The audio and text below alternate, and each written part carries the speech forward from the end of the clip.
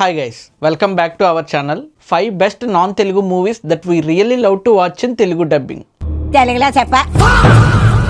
అదే మనందరికీ బాగా నచ్చిన వేరే భాష సినిమాలు ఇప్పటి వరకు తెలుగులో డబ్బింగ్ కాని సినిమాలు బెస్ట్ 5ని నేను ఇప్పుడు పిక్ చేస్తున్నాను. వీటిలో ఏ సినిమా తెలుగులో డబ్బింగ్ అయి ఉంటే బాగుండు, తెలుగులో చూస్తే బాగుంటుంది అనే దాన్ని మీరు కామెంట్ చేయండి. సో ఇంక లేట్ చేయకుండా వీడియోలోకి వెళ్ళిపోదాం.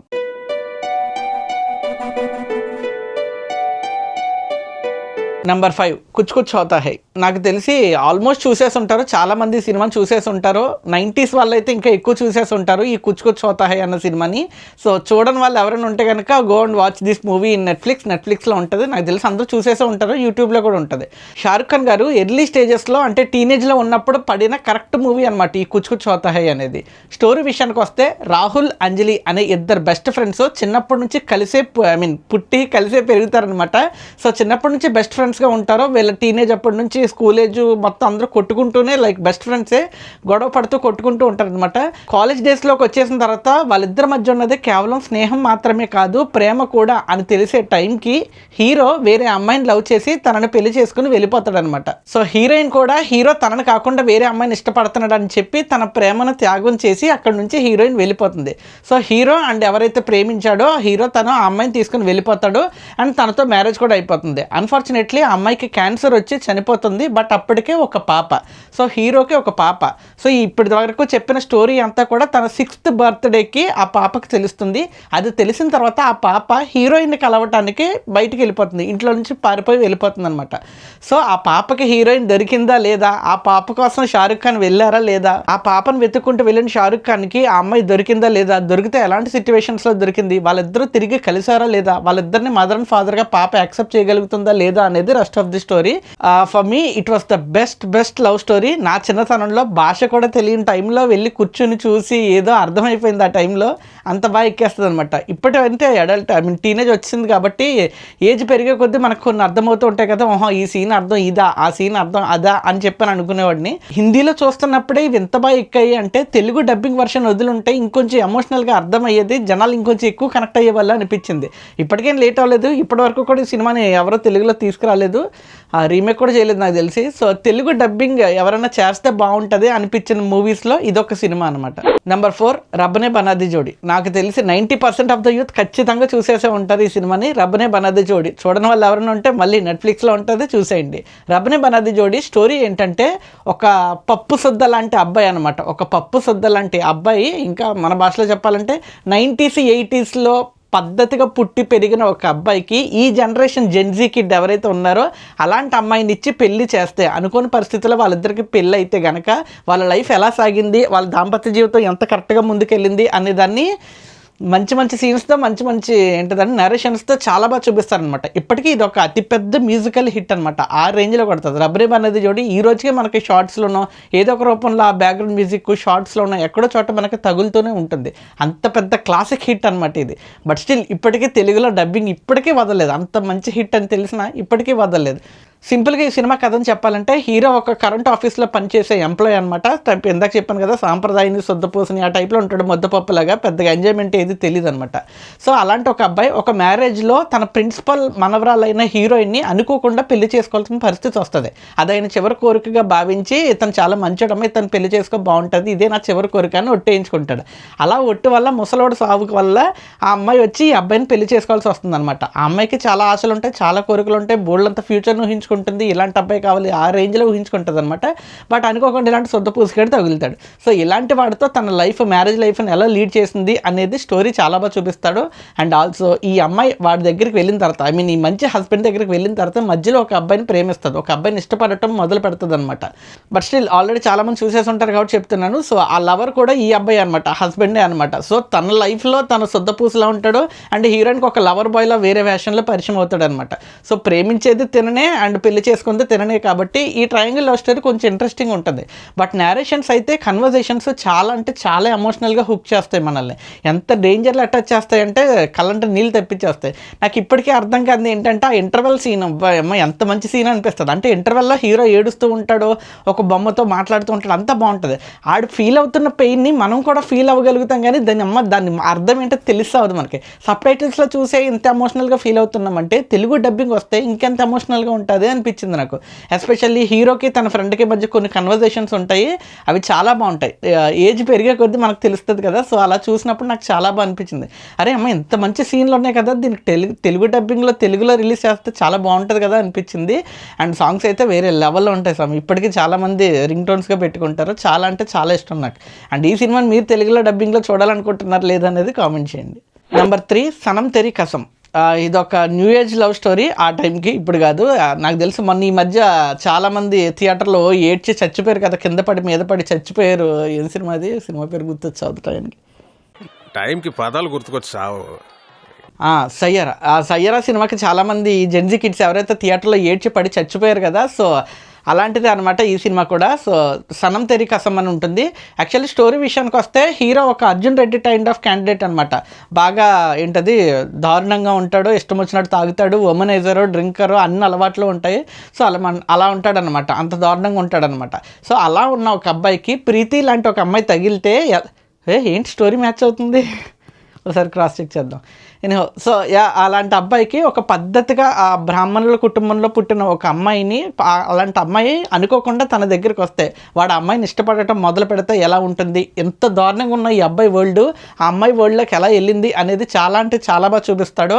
అండ్ ఆల్సో మధ్య మధ్యలో మీకు మన తెలుగులో వచ్చిన ఓయ్ సినిమా అప్పుడప్పుడు తగులుతూ ఉంటుంది అనమాట. హీరోయిన్కి బ్లడ్ క్యాన్సర్ సంథింగ్ ఏదో ఉంటుంది, మనం రివీల్ చేస్తామా సో ఉంటుంది. సో అది ఇంకా పెయిన్ఫుల్గా ఉంటుంది అనమాట. సనం తెరి కసము అందరికీ ఎక్కదో, పొరపాటున ఎక్కటం మొదలు పెడితే అంత ఈజీగా దిగదు, డ్రగ్లా ఎక్కుతుంది అనమాట. ముఖ్యంగా సాంగ్స్ ఆ ఫీల్ అయిపోతాం, మనం కూడా ఫీల్ అయిపోయి భాష వచ్చినా రాకపోయినా మనం పాడేస్తూ ఉంటాం అనమాట.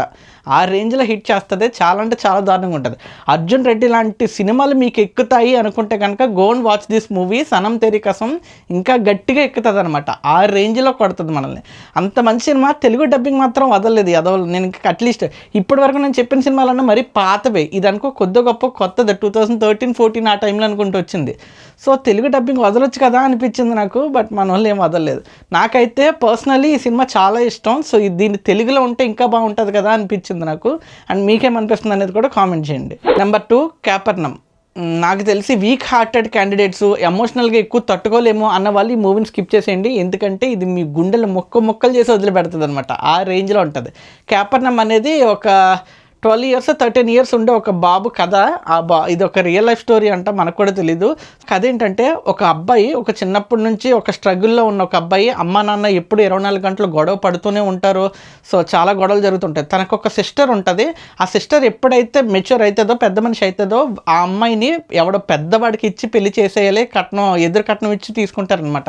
సో అలా అయినా కానీ అమ్మాయిని వదిలించేసుకోవాలి అనుకుంటారు. కానీ వీడు మాత్రం చాలా ప్రొటెక్టివ్గా ఉంటాడనమాట.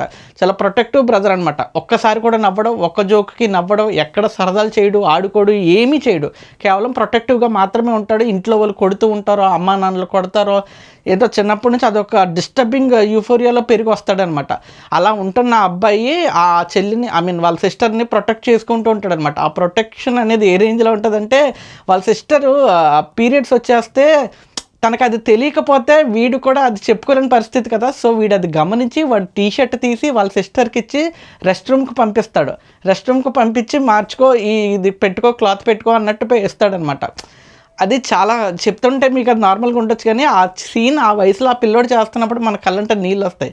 వన్స్ అది అయిపోయిన తర్వాత మళ్ళీ వాడు బయటికి వెళ్ళి మార్కెట్ వెళ్ళి చేతికి దొరికినవన్నీ ఏరుకుని వచ్చి వాటిని అమ్మి, మార్కెట్లో అమ్మి, మళ్ళీ ఆ అమ్మిన డబ్బుతో మళ్ళీ వాడు వెళ్ళి ఒక షాప్కి వెళ్ళి దొంగతనం చేస్తాడో లేదా ఏమో తెలియదు, కానీ ఆ ప్యాడ్స్ ఏవైతే ఉంటాయో ఆ ప్యాడ్స్ దొంగతనం చేసుకుని వచ్చి మళ్ళీ వాళ్ళ సిస్టర్కి ఇస్తాడనమాట. సో ఈ టైప్ ఆఫ్ ప్రొటెక్టివ్లో చాలా గట్టిగా ప్రొటెక్టివ్గా ఉంటాడు అనమాట. ఎట్టి పరిస్థితులు వాళ్ళ సిస్టర్ని కోల్పోకూడదు అనుకుంటాడు. బట్ అన్ఫార్చునేట్లీ వాడు వచ్చి ఆ అమ్మాయిని తీసుకుని వెళ్ళి మ్యారేజ్ చేసేస్తారు. సో ఆ పాపని తీసుకెళ్ళిపోతారనమాట. అలా తీసుకెళ్ళిపోయిన తర్వాత ఈ అబ్బాయి ఏదో ఒకటి చేస్తాడో, అలా చేసిన తర్వాత ఈ అబ్బాయి రోడ్డు మీద పడిపోతాడు. సో ఎటు కాని పరిస్థితి అయిపోద్ది అనమాట. రోడ్డు మీద పడ్డ ఈ అబ్బాయిని ఒక ఆవిడ చేరతీస్తుంది. ఒక ఆవిడ చేరతీసి ఆవిడకి ఒక బాబు ఉంటాడు. ఆ బాబు దగ్గర నువ్వు చూసుకుంటూ ఉండు, నేను జాబ్కి వెళ్ళి వస్తానని చెప్తుంది. ఒకరోజు జాబ్కి వెళ్ళి తిరిగి రాదు.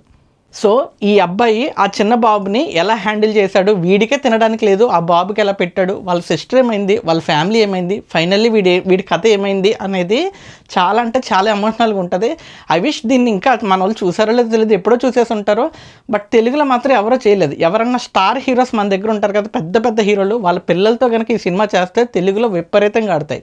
ఒకప్పుడు అంటే మన కమర్షియల్ సినిమాలు ఇవన్నీ చూసేవాళ్ళం, కానీ ఇప్పుడు మంచి సినిమాలు చూస్తున్నాం, మంచి కథల్ని కూడా చాలామంది ఆదరిస్తున్నాం. సో ఇలాంటి ఒక సినిమాని కనుక తెలుగులో డబ్ చేసినా లేదా తెలుగులో రీమేక్ చేసినా చాలా బాగుంటుంది అనిపిస్తుంది. అండ్ ఈ సినిమా నాకు తెలిసి 80% ఆఫ్ ద పీపుల్ మీకు ఎవరికి తెలిసి ఉండదు. ఒకవేళ తెలుసుంటే హ్యాపీ, తెలియకపోతే కనుక go and watch this movie. Capernaum సినిమా పేరు, కావాలంటే నేను ఇక్కడ పెడతాను స్పెల్లింగ్, ఒకసారి చూడండి. అండ్ చూసిన తర్వాత ఈ సినిమా మీద మీ ఒపీనియన్ ఏంటనేది కామెంట్ చేయండి. ముందే చెప్తున్నాను, వీక్ హార్టెడ్ పీపుల్ ఎవ్వరు కూడా ఈ సినిమాని చూడకండి, ఎందుకంటే ఎమోషనల్గా మిమ్మల్ని ఎక్కువ రోజులు బాధ పెడుతుంది. Finally number 1 Kabhi Khushi Kabhi gum. దాదాపు 3.5 గంటలు ఉంటుంది ఈ సినిమా. చంపుతుంది అంటే మామూలుగా కాదు. నా చిన్నప్పుడు ఐ థింక్ 90s క్యాండిడేట్ నేను. మా చిన్నప్పుడు ఆదివారం సాయంత్రం 6 గంటలకే డీడీ సప్తగిరిలో మనకి ఇచ్చేవాడు అనమాట. 6 గంటలకు ఒక సినిమా వేసేవాడు. ఆ సినిమా తెలుగు సినిమా అనమాట. 6 గంటల నుంచి ఆ తెలుగు సినిమా వస్తుంది. ఆదివారం వస్తుంది కదా, ఆదివారం తెలుగు సినిమా వస్తుంది 6 గంటలకే సాయంత్రం. అయిపోయిన తర్వాత రాత్రి 11ంటికి ఒక హిందీ సినిమా వేస్తాడనమాట. అలా చిన్నప్పుడు మేము 11ంటికి నేను మా ఫ్యామిలీతో పాటు కలిసి ఆ టీవీలో, చిన్న టీవీలో చూసిన హిందీ సినిమా అనమాట ఇది, కభీ ఖుషీ కభీ గమ్ అనేది. మాకు ఆ వయసులో ఏం తెలుసో ఏం తెలీదో, ఏ ఎమోషన్స్ తెలుసో అర్థం కాదు, కానీ అందరూ ఏడ్చేయడమే. నేను ఏడ్చేయడం, మా అమ్మ ఏడ్చేయడం, మా అక్క ఏడ్చేయడం, మొత్తం అందరూ కూర్చొని ఏడ్చేయడమే అనమాట. అంత ఎక్కేసిన చిన్నప్పటి నుంచి అంత ఎమోషనల్గా చాలా బాగుంటుంది అనిపిస్తుంది. అప్పుడు అంత తెలియకపోవచ్చు, కానీ నాకు తెలుసుకోను 100 సార్లు చూసేసి ఉంటాను నేను. అండ్ ప్రతి ఏజ్లో, ఏజ్ పెరిగే కొద్దీ, ఏజ్ పెరిగిన తర్వాత చిన్నప్పుడు చూసినప్పుడు ఒకలా అనిపించింది, 6th స్టాండర్డ్లో చూసినప్పుడు ఒకలా అనిపించింది, 10th క్లాస్కి వచ్చిన తర్వాత ఒకలా అనిపించింది, డిగ్రీకి వచ్చిన తర్వాత ఒకలా అనిపించింది, ఇప్పుడు చూస్తుంటే ఒకలా అనిపిస్తుంది. ఏజ్ పెరిగే కొద్దీ ఆ క్యారెక్టర్స్లో ఉన్న డెప్త్, ఆ మిస్సింగ్ మూమెంట్స్, ఆ బంధాలు, ఆ బంధుత్వాలు, ఇవన్నీ చాలా గట్టిగా ఎక్కుతాయి అనమాట. చాలా అంటే చాలా బాగుంటుంది. కానీ 3.5 గంటలు ఉంటుంది సినిమా, అసలు మనకు టైమే తెలీదు, ఆ రేంజ్లో ఉంటుంది అనమాట. ఆల్సో నాకు కూడా అప్పుడప్పుడు అనిపిస్తుంది, ఈ సినిమాని తెలుగులో అసలు ఎందుకు డబ్బు చేయలేదురా బాబు మీరు, కనీసం మామూలుగా డబ్బింగ్ చెప్పి వదిలినా కానీ థియేటర్లో విపరీతంగా జనాలు ఆదరిస్తారు. ఆ రేంజ్లో పొలోమని వచ్చేస్తారు జనాలు థియేటర్కి, అంత గట్టిగా కొడుతుంది ఈ సినిమా. అండ్ నాకు ఎక్కడ పర్సనల్గా ఉండే ఎవరైనా తెలుగు ఇండస్ట్రీ ఫ్యామిలీ వాళ్ళు ఎవరైనా వచ్చి ఈ సినిమాలో యాక్ట్ చేస్తే, రీమేక్ చేస్తే బాగుండండి. ఎందుకంటే అందులో అన్ని రియల్ కపుల్స్ టైప్ ఉంటాయి అనమాట. లైక్ అమితాబ్ బచ్చన్ గారు వాళ్ళ భార్య, నిజంగా భార్యాభర్తలు వాళ్ళు బయట కూడా, సో సినిమాలో కూడా భార్యాభర్తలాగే ఉంటారనమాట. షారుఖ్ ఖాను, కాజల్, హృతిక్ రోషన్, మన కరీనా కపూర్ అండ్ రాణి ముఖర్జీ గారు కూడా ఉంటారు. సో ఇలా ఈ మొత్తం వీళ్ళందరూ కలిపి ఒక ఫ్యామిలీగా ఉంటారు. ఆ సినిమా మనం చూస్తున్నంతసేపు వాళ్ళ యాక్టర్లు అన్న విషయం మర్చిపోతాం. ఫస్ట్ ఒక అరగంట అంతే, ఆ తర్వాత నుంచి వెళ్ళిపోతాం, మనం పూర్తిగా వెళ్ళిపోతాం. వీడి పెద్ద కొడుకు, వీడి చిన్న కొడుకు, ఈవిడి పెద్ద కోడలు, ఈవిడి చిన్న కోడలు, వాళ్ళ మామగారు, అత్తగారు, ఈ టైప్ వెళ్ళిపోద్ది అనమాట. అసలు మనం ఎక్కువ ఫీల్ అయిపోతూ ఉంటాం వాళ్ళు చూపించే ఎమోషన్స్కి. ముఖ్యంగా మదర్ అండ్ సన్ సీన్స్ ఏవైతే ఉంటాయో అవి ఇంకా గట్టిగా హార్డ్గా కొడతాయి అనమాట. సో తెలుగులో ఉంటే బాగుండు, ఈ మాటలకు అర్థం తెలుగులో అయ్యి ఉంటే బాగుండు అనిపిస్తుంది. బట్ స్టిల్ మన ఇండియన్స్ ఏంటంటే సబ్ టైటిల్స్ చూస్తే చాలా వరకు ఏడ్ చేస్తాం మనం, ఆ ఎమోషన్స్ని వాటంతటిని చూసి. తెలుగులో ఉంటే బాగుండు అని ఇంకా బాగా అనిపించింది. ఆల్సో నాగార్జున గారి ఫ్యామిలీ ఈ మూవీ చేస్తే భలే ఉంటుంది కదా అనిపించింది. అంటే వీళ్ళు కూడా ఆల్మోస్ట్ అంతే కదా. అమితాబ్ బచ్చన్ గారి కింద నాగార్జున గారు, అమితాబ్ బచ్చన్ వైఫ్ కింద మన అమలా గారు, పెద్ద కొడుకు కింద నాగ చైతన్య గారు అండ్ తన వైఫ్, పాస్ట్ అవ్వచ్చు, ప్రజెంట్ అవ్వచ్చు, ఏదైనా అవ్వచ్చు. అండ్ హృతిక్ రోషన్ కింద చిన్న కొడుకు కింద అఖిల్ అండ్ తనకు ఒక హీరోయిన్. సో ఫ్యామిలీ అందరూ ఉన్నారు కదా, ఆ ఫ్యామిలీని తీసి ఈ ఫ్యామిలీని పెట్టి రీమేక్ చేస్తే భలే ఉంటుంది అనిపించింది. ఏమో మన అంటే అయిపోదు కదా, సో వాళ్ళకి కూడా అనిపించాలి. సో నాకైతే ఇవి the best 5 non Telugu movies. ఖచ్చితంగా తెలుగులో ఉంటే చాలా అంటే చాలా బాగుండు అనిపించింది. అండ్ మీకు ఏ సినిమాలు తెలుగులో ఉంటే బాగుండు, ఈ సినిమాని తెలుగులో డబ్బింగ్ చేస్తే బాగుండు అనుకుంటున్నారో వాటిని కామెంట్ సెక్షన్లో మెన్షన్ చేయండి. That's it for today. ఈ వీడియో మీకు నచ్చితే లైక్ చేయండి, మీ ఫ్రెండ్స్ అండ్ ఫ్యామిలీకి షేర్ చేయండి. అండ్ ఇలాంటి వీడియోస్ ఎప్పటికప్పుడు రావడానికి ఇప్పుడే సబ్స్క్రైబ్ చేసుకోండి. This is J signing off from now to talks. Thank you.